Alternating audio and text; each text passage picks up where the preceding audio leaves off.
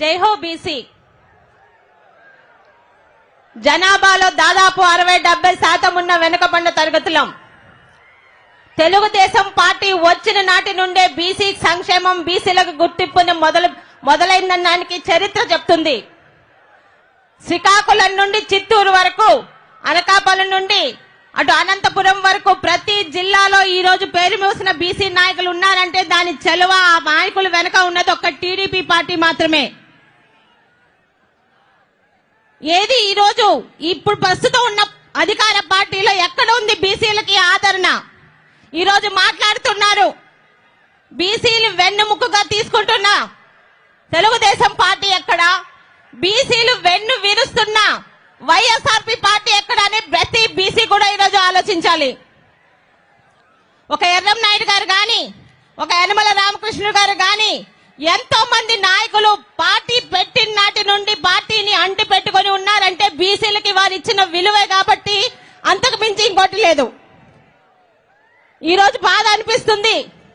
బీసీల పేరు చెప్పి అధికారంలోకి వచ్చే నాయకులే తప్పితే వైఎస్ఆర్సీపీలో బీసీలకు ఏం జరుగుతుందని చూసుకుంటున్న నాయకులు ఎవరైనా ఉన్నారా అని ప్రశ్నిస్తున్నాం. మాట్లాడితే బీసీల మీద జరుగుతున్న అన్యాయాన్ని ప్రశ్నించే ఒక్క నాయకుడు కూడా ఈరోజు వైఎస్ఆర్సీపీలో ఉన్నారా అని అడుగుతున్నాం. అలాంటి ఒక్క నాయకుడున్నా ఈరోజు ఒక నందం సుబ్బయ్య గారు గాని, ఒక చంద్రయ్య గారు గాని, ఒక డాక్టర్ సుధాకర్ గారు గాని, ఆఖరికి మంచినీళ్ళు అడిగిన పాపానికి ఒక ఆడపిల్లని ట్రాక్టర్ తో గుద్దే సంఘటన ఈరోజు మన రాష్ట్రంలో జరగవు.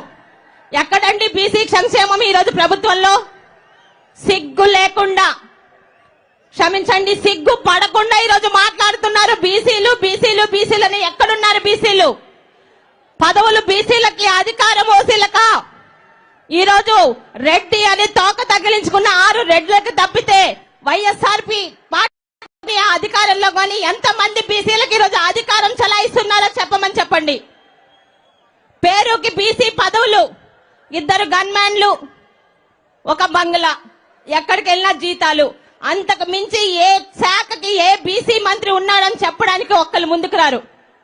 రావాలంటే తిట్టడానికో తిట్టించుకోవడానికో బీసీ మంత్రులు తప్పితే దేనికి బీసీ మంత్రులు ఈరోజు వైఎస్ఆర్పీ పార్టీ ఉపయోగిస్తుందో చెప్పమనండి. ఈ రోజు తెలుగుదేశం పార్టీ రావడం ఈ రోజు ఆంధ్ర రాష్ట్ర ప్రజానికి ఆవశ్యకమే కాదు, బీసీలకు కూడా. ప్రతి ఒక్కరూ ఒక నందం సుబ్బయ్య గారి లాగా చనిపోకుండా ఉండాలన్నా, పట్టపగలు రోడ్డు మీద చంద్రయ్య గారి పీక కోసి చంపేయకుండా ఉండాలన్నా, అక్కని ఇబ్బంది పెడుతున్న పాపానికి ఎందుకు ఇబ్బంది పెడుతున్నారంటే ఒక సోదరుడు అమర్నాథ్ గౌడ్ ని తగలేసే రాకుండా కార్యక్రమాలు జరగకుండా ఉండాలన్నా, ఈ రోజు మన రాష్ట్రం సంక్షేమంగా ఉండాలన్నా తెలుగుదేశం పార్టీ ఆవశ్యకత ఎంత ఉంది? ఏ బీసీలకు ఈ రోజు అధికారం ఇచ్చారు? ఎన్ని కార్పొరేషన్స్ ఉన్నాయండి జగన్మోహన్ రెడ్డి గారు? పేరుకి కార్పొరేషన్లు, కార్పొరేషన్ చైర్మన్ కు ఒక జీతం, అందులో ఉన్న మెంబర్లకు జీతం. 4 సంవత్సరాలుగా ఏ ఒక్క కార్పొరేషన్ లో ఒక్క బీసీకి కనీసం ఒక సైకిల్ గాని, ఒక జీపు గాని, కనీసం పనిపుట్లు ఇచ్చిన పాపాలు పోలేదు. ఈరోజు బీసీ పార్టీలని చంకలు గుద్దుకుంటున్నారు. కర్మ ఏంటంటే ఆ వైఎస్ఆర్పీ పార్టీలో ఉన్న నాయకులు కూడా వాళ్ళు అధికారంలో రావడానికి, పదవుల్లో రావడానికి బీసీ అనే కార్డు ఉపయోగించడం తప్పితే ఒక్కసారి అధికారంలోకి వస్తే బీసీలు ఎవరో వాళ్ళకి కనిపించరు. మా శ్రీకాకుళంలోనే మొదలు పెడదాం.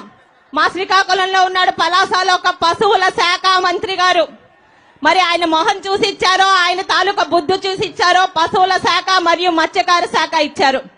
అప్పుడెప్పుడో పేపర్లో చదువుకునేటప్పుడు బీహార్ లో ఎప్పుడో లాలూ ప్రసాద్ యాదవ్ గారు 600 కోట్ల గడ్డి స్కామ్ చేశారని, మరి ఏకంగా పశువులు కొనకుండా 2000 రూపాయల స్కామ్ చేసి ఆయన ఆస్తులు పెంచుకుంటున్నాడు. ఇక మత్స్యకార చేసి శాఖ ఇచ్చిన పాపానికి ఒక్క మత్స్యకారుడికి కూడా ఈ రోజు సంక్షేమ పథకాలు లేవు. రాష్ట్రంలో మత్స్యకారుల పరిస్థితి ఎలా ఉంది అంటే ఎటువంటి నష్టపరిహారాలు ఇవ్వరట, కానీ మనిషి చనిపోతే ఇస్తారట నష్టపరిహారం. బ్రతుకుండగా కనీసం ఎటువంటి ఆదరణ, ఎటువంటి ఇది చూపించలేరు. మీరు చనిపోయాక ఏమిస్తున్నారండి? అలాగే ప్రతి బీసీ మంత్రిని అని చెప్పుకుంటున్న ఈ వైఎస్ఆర్పీ ప్రభుత్వంలోని వాళ్ళ అధికారంలోకి వచ్చినంత వరకే, తర్వాత ఎవరినన్నా తిట్టించుకోనే తప్పితే ఇంకొకటి ఉండటం లేదు. 45 రోజుల్లో ఉన్న ఎన్నికలు చంద్రబాబు నాయుడు గారు ముఖ్యమంత్రి కావడానికో, తెలుగుదేశం పార్టీ అధికారంలో రావడానికే కాదు, ఆంధ్ర కావాలా లేదా అన్న నిర్ణయించుకోవడానికి ఈ రోజు తెలుగుదేశం ప్రభుత్వం రావాలి. ఈ రోజు లక్షలు పోసి చదివిస్తున్న గుర్రాలకి ఈరోజు చికెన్ మాటలు మటన్ మాటలు కాదు, ఒక హైటెక్ సిటీని తీసుకొచ్చిన చంద్రబాబు నాయుడు గారు మళ్ళీ మనకి రావాలి.